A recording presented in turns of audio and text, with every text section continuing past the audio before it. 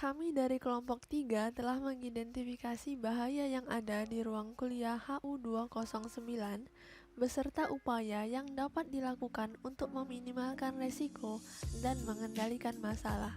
Identifikasi bahaya dilakukan dengan tujuan untuk meningkatkan pengamanan dan mengurangi peluang kecelakaan. Berikut analisis kami mengenai bahaya di ruang kuliah HU209. Bentuk kursi yang ada pada ruangan yang kami amati belum menerapkan prinsip K3, karena ukuran meja yang terlalu kecil, kursi yang kaku, dan tidak ada bantalan pada dudukan kursi, sehingga penggunaan kursi tersebut dapat menimbulkan risiko kesehatan, seperti perubahan postur pada tubuh. Hal ini disebabkan adanya tekanan besar pada bagian otot tulang belakang, punggung, leher, dan juga bahu. Dalam jangka panjang, tekanan pada bagian tubuh tersebut akan bertambah kuat sehingga mengubah posisi tulang yang semestinya. Oleh karena itu, diperlukan adanya upaya pengendalian dengan cara memilih dan menggunakan kursi yang nyaman, usahakan ada sandaran punggung dan siku. Contohnya seperti kursi kerja yang ergonomis, dan yaitu melakukan peregangan otot dan istirahat apabila sudah terlalu lama duduk. Kabel yang berserakan dan tidak rapi merupakan salah satu hal kecil yang biasa kita sepelekan, namun mempunyai dampak yang signifikan. Hal ini juga tidak selaras dengan prinsip K3. Kabel yang tidak rapi dapat menyebabkan kerusakan pada peralatan elektronik ketika kabel terinjak maupun tertarik secara tidak sengaja. Selain itu, hal ini juga dapat membuat orang di sekitarnya tersandung maupun terjatuh. Resiko paling buruk yang akan terjadi adalah kebakaran yang disebabkan oleh konsleting listrik. Upaya pengendalian atas hal tersebut bisa dilakukan dengan cara kabel manajemen.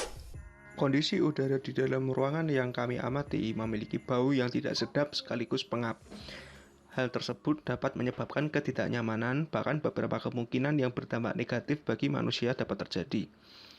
Hal ini tidak sejalan dengan prinsip K3.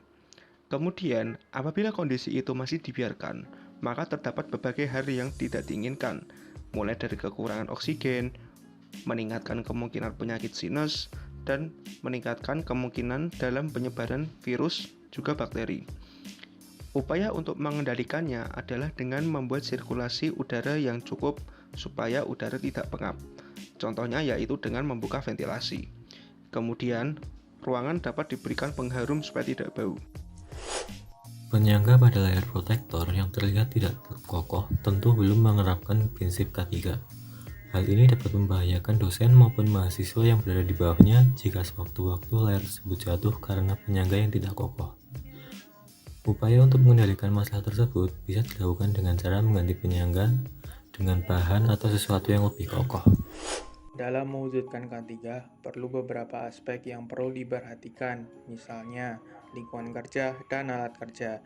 Dari segi alat kerja, terdapat resiko jangka panjang, yaitu dari kasus bentuk kursi yang kami temukan. Bentuk kursi yang terlalu kecil dan tidak nyaman dapat menyebabkan resiko jangka panjang berupa perubahan postur tubuh. Dan dari segi lingkungan kerja, ditemukan bau tak sedap dari ruang HU209. Setelah mengidentifikasi resiko-resiko tadi, diperlukan adanya solusi untuk menanganinya, sehingga dapat mewujudkan K3 dan menghindarkan kita dari resiko-resiko tersebut.